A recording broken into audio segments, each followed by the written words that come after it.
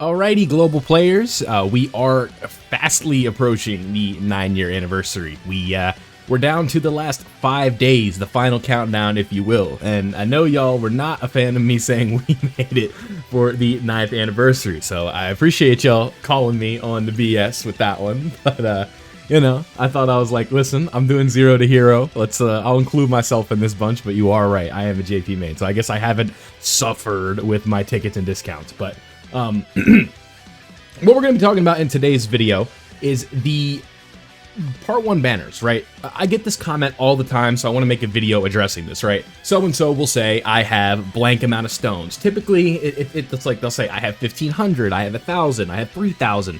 Some guys like to come in and say, I have 7,000, right? And it's like, will I pull the units? I'm like, you tell me, pal.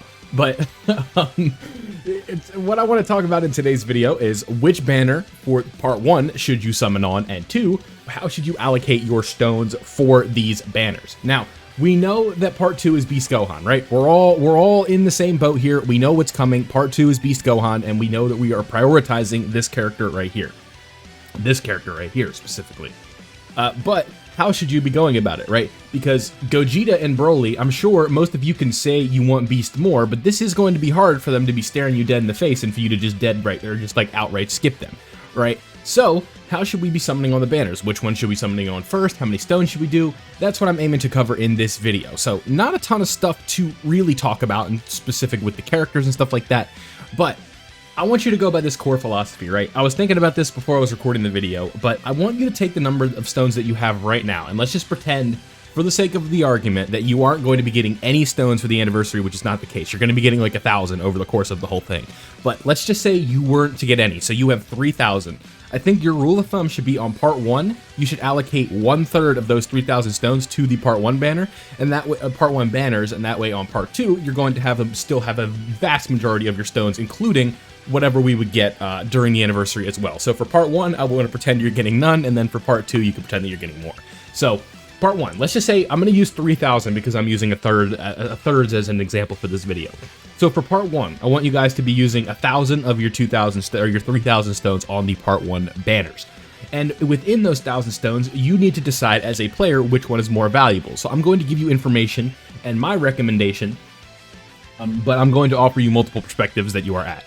If you are an endgame player who has all of the units on the Broly banner except Broly himself, then I would say you have a little bit more freedom to do as you please. But if you are someone who is a newer player, you are missing a lot of the units on this Broly banner, then I would absolutely recommend that you prioritize the Broly banner over the Gogeta one. The superheroes team, you can run, or not the superheroes team, but the Beast Gohan team, you can run Broly on, and you aren't going to need Gogeta as much, unless you are trying to run like pure superheroes or something like that. But again, why am I saying you should prioritize the Broly banner? I say this in almost every video that we talk about, and for those of you who are new here, it is a Dokkan Festival exclusive banner. So your featured pool or your unfeatured pool is going to be not as bad as a one in a Carnival banner, because they are missing a certain group of characters that we'll be talking about in a moment. So the Broly banner, if you get like a fusion, if you get a combo with an Awarida, you are going to be guaranteed one of these characters, right? One of them on the banner, because it is only you are locked into a featured. But if we go over here to the Gogeta banner, and I'm sure a lot of you have heard this point before, but I always like to reiterate so that way you understand. But if we go to unfeatured, you guys can see here that the pool looks the same, but what is this that we see here on this row, right?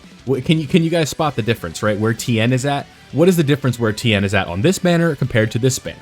These are 3 regular banner units that came out with certain units. This came out with Saiyan Got Goku, he came out with Super 17, and they came out with Kale. But if we go to this row, who's that? That's Bulma. Who's this? They're Super Buu. Now, yes, these are the better characters, so you're probably saying, why shouldn't I summon on this one? It's the fact that you can pull them with a not unfeatured animation, or with an animation, right? So with these Carnival banners, if you get a fusion, so let's just say for both banners we get a Vegito Blue animation, right? On this banner, you are going to be guaranteed one of Broly, Zamasu, the Buu duo, or like every character on this banner up until Broly, right? If you do this banner, you have all of the LR SSRs here, and then you also have all of these LRs. So Super Buu, Bulma, who's some more LRs on here? I always forget. Zamasu, Golden Frieza, Goku and Gohan, Kaioken Goku, Vegeta, future Gohan and Trunks, Goku and Hit, Gohan and Krillin. You guys get the point. There's so many more LRs that you can pull on this banner that is going to inflate the value, or not inflate the value, but increase the amount of characters that you can pull, and that in turn is going to make it harder to pull the character that you want. So that is why I recommend that a Carnival banner is a bit of a trap, unless you are someone that is just like, listen, I'm a Gogeta fan, Gogeta, this, that, you know. You get the idea.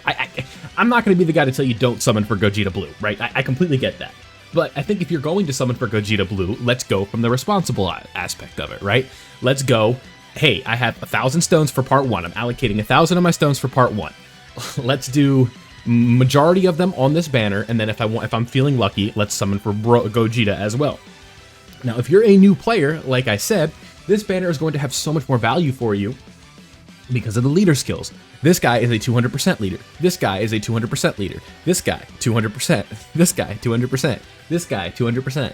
This guy, not 200%, but fits on the Beast Gohan team, which we are going to be allocating most of our stones to. These guys, phenomenal characters that are going to be fitting on the superheroes team if you need fill-ins, right? These are characters that you absolutely are going to want to have, especially as a new player, in order to build your account, because these are going to be characters that are fitting on multiple teams. These are going to be some of the best leader skills in the game, some of the most premium characters that you cannot summon for very often. Just as an example, right? I've had one opportunity to coin this Merge Zamasu, and I didn't do it because of just the way things worked out, right? And I still have yet to get this guy on JP because he hasn't returned yet.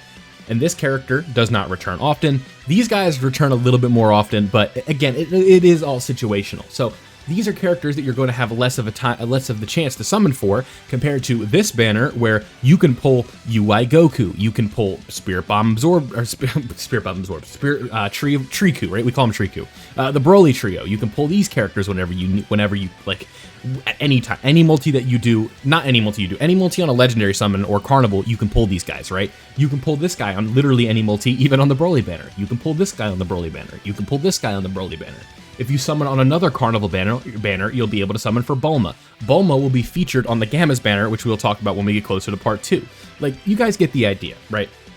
It is going to be way harder to pull the character that you want on a Carnival banner compared to this one, where you are going to be able to have the chances of it. So, like I said, if you get a featured animation, this is going to be a 1 in 10 chance compared to like a fusion on this one, where it's going to be like a 1 in 40 or 50, however many LRs are on this banner, right? It is going to be way harder to pull Gogeta with like a fusion animation than it would be with Broly.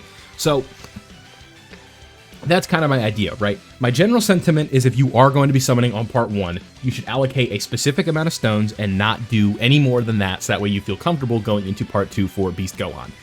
Down below, let me know how many stones that you have saved, how many stones are you going to be using, are you going to be summoning on these banners? If you are a newer player, feel free to summon on this Broly banner a lot, but make sure that you save some for Beast as well. So I appreciate you guys' time. Like I said, let me know down below how many stones that you guys have, what you're planning on summoning, and you global mains have a fun time, right? I guess I won't put myself in that crowd, but we'll be summoning. We'll be doing it live over here. So thank you guys for watching. Like I said, do all that fun stuff down below if you want to support me, and I'll see you all in the next one.